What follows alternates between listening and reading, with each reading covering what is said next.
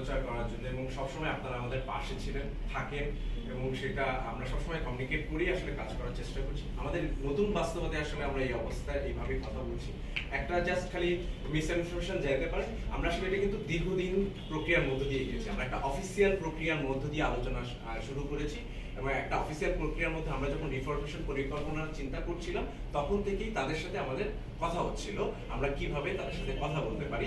সেই কথা বলার প্রসেসই যখন বললো যে অফিসিয়ালি আমরা তাদেরকে জানাবো, আমরা কথা বলতে চাই, আমরা সেই জায়গা থেকে অফিসিয়ালি তাদেরকে জানিয়েছিলাম। তারাও অফিসিয়ালি এটা জানিয়েছে যে মানে সদস্য এবং অসদস্যের বিষয়গুলো নিয়ে কথা বলেছেন।